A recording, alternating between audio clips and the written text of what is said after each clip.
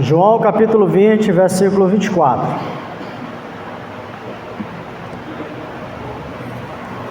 Vou ler.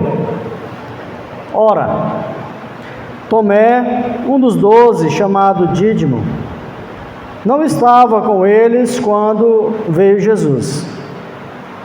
Disseram-lhe, então, os outros discípulos: vimos o Senhor. Mas ele respondeu: se eu não vi nas suas mãos o sinal dos cravos, e ali não puser o dedo, e não puser a mão no seu lado, de modo algum acreditarei. Passados 8 dias, estavam outra vez ali reunidos os seus discípulos, e Tomé com eles.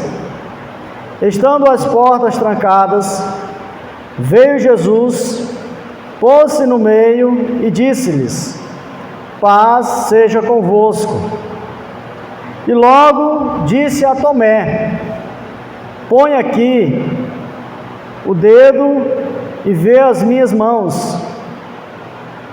Chega também a mão e põe-na sobre o lado. Não seja incrédulo, mas crente.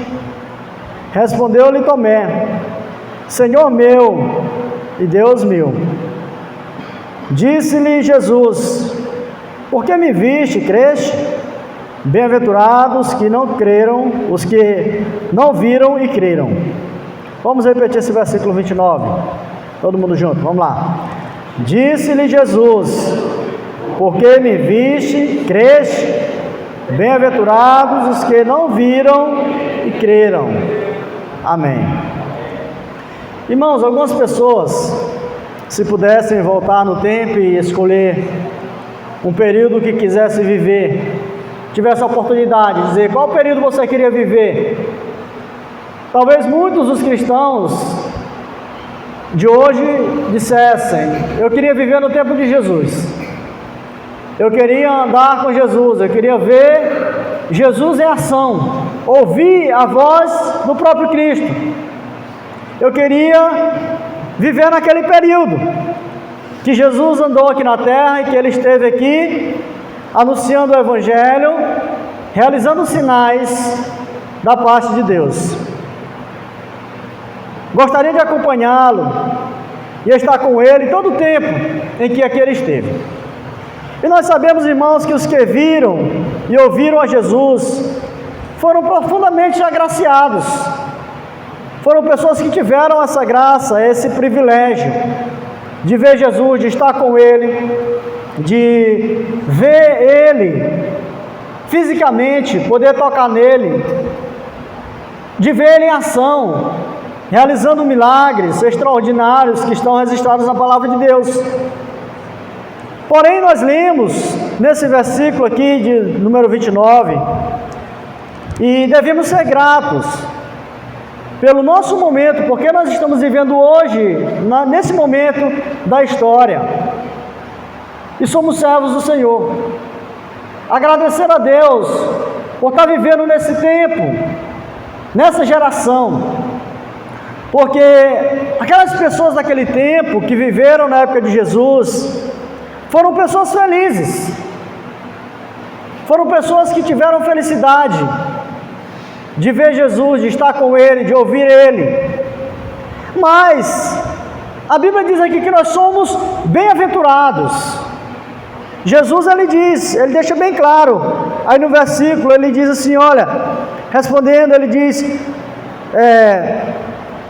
versículo 29, porque me viste, creste, bem-aventurado os que não viram e creram.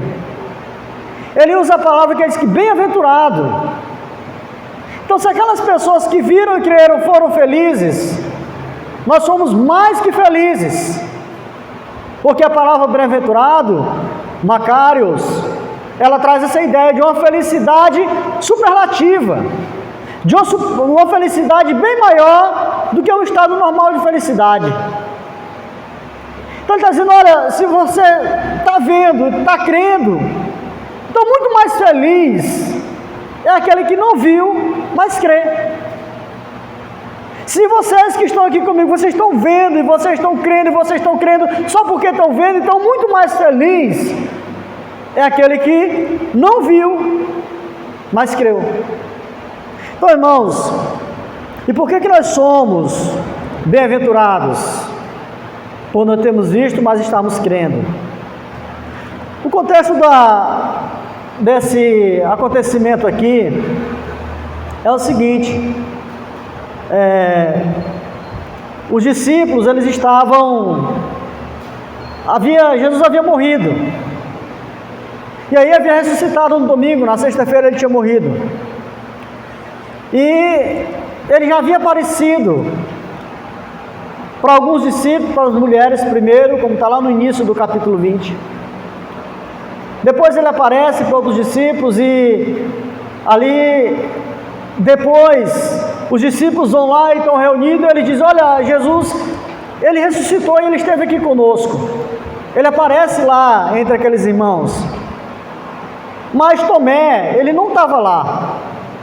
Aqueles irmãos estavam dentro de um local, ali trancados, com medo de que fossem presos também, talvez até morressem, de que as autoridades romanas fossem procurar eles também, por eles serem seguidores de Cristo, e matarem eles. Então eles estavam trancados, e Jesus aparece ali para eles estando trancados. E aí, quando Jesus aparece ali a primeira vez, Tomé não estava presente, ele tinha saído, talvez para comprar algum alimento, a Bíblia não descreve. E aí, quando ele chega, os outros discípulos dizem: olha, Jesus ressuscitou e ele esteve aqui conosco. E ele diz: eu não acredito. Se eu não ver, se eu não tocar, eu não acredito. Então Jesus falou essas palavras exatamente nesse contexto. Ele falou essas palavras para Tomé, porque eles se mantiveram incrédulos ao receber essa notícia da ressurreição. Porque depois, 8 dias depois, no outro domingo, Jesus aparece novamente, aí já estava lá Tomé. E aí Jesus então aparece e ele chama Tomé para tocar nele. E então é isso que acontece. Tomé estava muito lento para crer, para acreditar na ressurreição de Cristo. Então ele precisou ser atraído, ele precisava ser atraído de forma traumática para a fé. Ele necessitava de experiência dos sentidos, do sentido da visão, de ver, do sentido do tato, de tocar. Ele mesmo disse isso, né? Nós lemos aí, e aí a gente vê exatamente isso, essa incredulidade de Tomé e essa lentidão dele de crer naquilo que Jesus havia falado antes, que Jesus já havia falado que aconteceria. E aí quando ele recebe a notícia, ele diz: não creio, eu não acredito. Se eu não vi, se eu não colocar as minhas mãos ali onde foi furado com aqueles cravos, eu não acredito. Então ele precisava dessa experiência, dos sinais, dos sentidos, né? O que é contrário, irmãos, à natureza da fé. Porque qual é a natureza da fé? A natureza da fé, ela nos diz que a fé, ela não é uma firme convicção daquilo que a gente vê, daquilo que a gente toca. É exatamente o contrário do que Tomé necessitava ou queria para crer. Porque Hebreus 11, o versículo 1 diz assim: olha, a fé é a certeza das coisas que se espera, é a convicção de fatos que não se vê. E aí começa assim: se eu não ver, se eu não tocar, eu não acredito, eu não creio. E aí a fé, como ela é descrita aqui em Hebreus, está dizendo: a fé para a gente crer não precisa a gente ver ou a gente apalpar. Então, irmãos, Tomé não acreditou no testemunho também das mulheres, porque as mulheres antes elas tinham visto, elas viram Jesus ressurreto. Está aí no começo do capítulo 20, diz assim: no primeiro dia da semana, no domingo, né? Maria Madalena foi ao sepulcro de madrugada, sendo ainda escuro, e viu que a pedra estava revolvida. Então, correu e foi ter com Simão Pedro e com o outro discípulo, a quem Jesus amava, e disse-lhe: tiraram do sepulcro o Senhor e não sabemos onde o puseram. Saiu, pois, Pedro e outro discípulo e foram ao sepulcro. Então, irmãos, Tomé não acreditou nem mesmo no que as mulheres haviam falado, no que elas haviam testemunhado, nem nas palavras do próprio Cristo, porque Jesus havia falado antes que iria ressuscitar. Antes da sua morte, ele teve lá aquele longo período no cenáculo, com os discípulos, fazendo aquela ceia, aquele discurso de despedida dele, e ele disse que iria ressuscitar, e nem nisso eles acreditaram. Ele acreditou também nas palavras, pois ele pediu provas. Só quando o Senhor permitiu tocar os ferimentos foi que ele acreditou. Jesus aparece, Jesus chama ele e diz: vem aqui, Tomé. Ele tem a prova da visão. Ele estava vendo Jesus ali na frente dele novamente. Então ele tem a prova do tato. Ele toca, Jesus toca aqui. E não só, Jesus vai mais além, toca aqui também do lado onde foi furado com a lança, para você ver se não é eu mesmo. As mulheres também, irmãos, elas também tiveram dificuldade para crer. As palavras de Tomé foram tão fortes que foi além da equivocada postura das mulheres também. Porque elas foram, o texto nos diz que elas foram também ao sepulcro logo cedinho, no domingo, ainda estava meio escuro, o dia amanhecendo, elas foram e elas perceberam que a pedra tinha sido removida do lugar e que o túmulo estava vazio. Maria Madalena foi ao sepulcro de madrugada, sendo ainda escuro, diz o texto, e viu que a pedra estava revolvida. E aí o que acontece? Elas não acreditaram na ressurreição, pensaram que o corpo tinha sido roubado. Ela diz: olha, tiraram o corpo e não sabemos nem onde colocaram ele. Então, irmãos, Maria Madalena falou para Pedro que o corpo havia sumido. Ela passou uma informação incompleta, porque ela não falou também da ressurreição, porque se ela tivesse acreditado também que Jesus tivesse ressuscitado, ela tinha dito: olha, ele ressuscitou, ele não está lá, o túmulo está vazio. Como ele falou que ressuscitaria, ele não está lá, ele ressuscitou. Mas não, ela viu o túmulo vazio e disse: olha, a pedra foi tirada, levaram o corpo, nós não sabemos onde colocaram. De certa forma também, ela agiu com incredulidade. Por isso Pedro e João pensaram que elas estavam delirando, pensavam que elas estavam, de certa forma, delirando. O texto não é dito aqui em João, mas Lucas diz, no capítulo 24, versículo 11, tais palavras lhe pareciam como delírio e não acreditaram nelas. Quando elas disseram: não, o túmulo está vazio, tiraram a pedra, levaram o corpo, não sabemos onde está. Ele está delirando, essa mulher, ela está com sono nessa hora, Então, irmãos, todas essas pessoas tiveram experiências únicas com Jesus. Tomé, as mulheres, os outros discípulos andaram com ele, comeram com ele, ouviram seus sermões, viram sinais, ouviram as promessas da ressurreição, no entanto não acreditaram nele.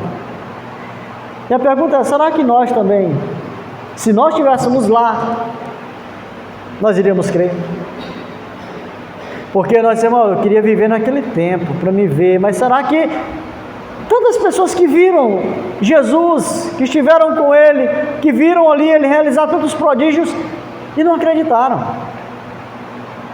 uma semana antes de Cristo morrer, uma semana antes dele ressuscitar, no domingo, que é chamado de Domingo de Ramos, quando ele entra ali em Jerusalém, vai entrar montado no jumentinho, aquela multidão de gente gritando, hasteando folhas, palhas, e gritando e cantando: Hosana, bendito é o Rei que vem em nome do Senhor. Isso no domingo. No domingo. Na sexta-feira pela manhã, aquela mesma multidão estava lá. Pilatos com Jesus de um lado e Barrabás do outro. E perguntou àquela multidão: o que vocês querem que eu faça com esse homem, Barrabás? Solte-o. E com esse? E a multidão, aquela mesma que estava cantando: Hosana, bendito é o Rei que vem em nome do Senhor. Muita gente ali que viram Jesus fazendo milagre, muitos que talvez se alimentaram dos pães que foram multiplicados, muitos que ouviram o sermão do monte, muitos que estavam ali, gritaram: crucificam-o, crucificam. Então, irmãos, por isso que Jesus disse que mais bem-aventurado é aqueles que não viram e creram, porque muita gente viu e não creu. Muita gente presenciou o Filho de Deus, o Deus encarnado em ação, e não creram. E aí ele diz: mais bem-aventurado, feliz, macarios, são aqueles que não viram e que creram, no qual nós estamos inseridos. Nós não vimos e cremos. Quando o anjo falou com aquelas mulheres, irmãos, sobre isso, novamente não acreditaram. Elas voltaram lá novamente, o anjo estava lá, elas imaginavam que fosse, o anjo disse: olha, ele foi tirado daqui. Disse: não pode ter acontecido, ele ressuscitou. Não foi, roubaram. Jesus então está lá no meio do jardim, elas acham que ele é o zelador, o jardineiro, e perguntam: onde foi? Você viu quem botou, quem tirou, quem levou o corpo dele daqui? Quando o anjo falou, não acreditaram e passaram adiante uma informação incompleta. Então, irmãos, mesmo assim, elas correram para verificar, mesmo assim, elas foram verificar, olharam, não tinha nada. Os discípulos correram para verificar se realmente o corpo não estava lá. Mas nós cremos que Cristo ressuscitou, irmãos. Nós cremos que Ele ressuscitou dos mortos, e nós não precisamos que as palavras de Deus sejam corroboradas, testificadas por visões ou por sensações humanas do toque. A fé, ela não deve fluir de um evento experimental. A fé de Tomé precisou de um evento experimental. Eu quero ver, eu quero tocar. Mas a fé descrita na Bíblia diz: a fé, ela não é dessa forma. A fé, ela não precisa desses eventos experimentais. Ela crê sem ver. Ela deve nascer, irmãos, do conhecimento da palavra. É pela palavra. Jesus Cristo tinha dado a palavra para eles que queria ressuscitar. O anjo falou, ele ressuscitou. Mas eles não acreditavam, irmãos, e a fé verdadeira deve nascer exatamente da palavra de Deus.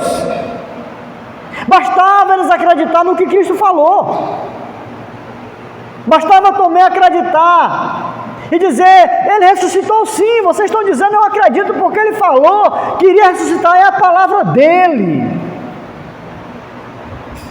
Mas não acreditaram. E é necessário, irmãos, apenas crer na palavra de Deus, porque ela é verdadeira. Paulo, escrevendo aos Romanos, no capítulo 10, versículo 17, diz: e assim a fé vem pela pregação, e a pregação pela palavra de Deus.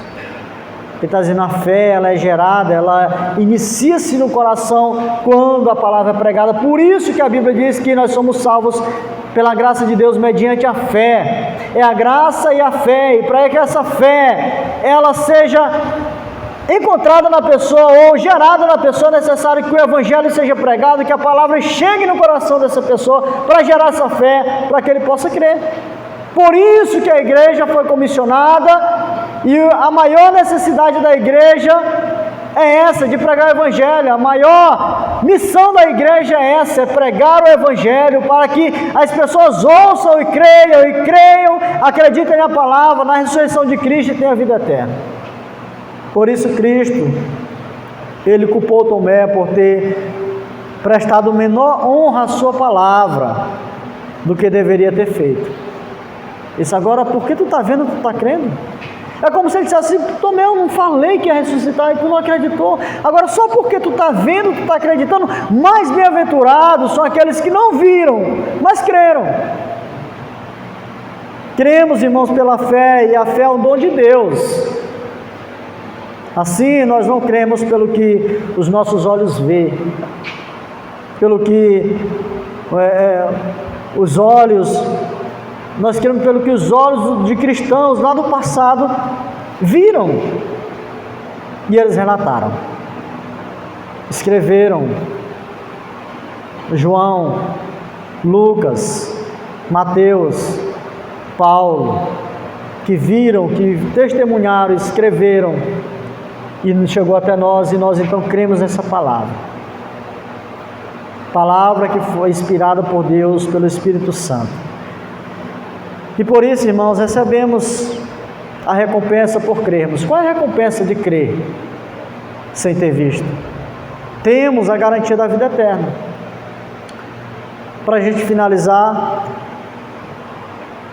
1 Pedro capítulo 1, versículo 8 e 9 diz, 1 Pedro 1, 8 e 9, diz assim, a quem, não havendo visto, a mais, no qual não vendo agora, mas crendo exultais com alegria indizível e cheia de glória, obtendo o fim da vossa fé, a salvação da vossa alma. Pedro, irmãos, ele escreve para a igreja que está perseguida, dispersa, e ele está ali falando para aqueles irmãos, olha, vocês amam Jesus, vocês estão sofrendo por causa de Jesus, e vocês amam apesar de nunca terem visto Ele, e vocês creram nele, apesar de não poderem vê-lo agora, vocês estão crendo, vocês estão cheios de uma alegria radiante, que não pode ser descrita com palavras. E aí ele conclui dizendo, vocês estão atingindo o objetivo da fé, que é a vida eterna, a salvação das suas almas. Esse é o objetivo da fé. É o maior objetivo da nossa fé, irmãos, é a salvação da nossa alma. Mas muitos querem fé para outra coisa.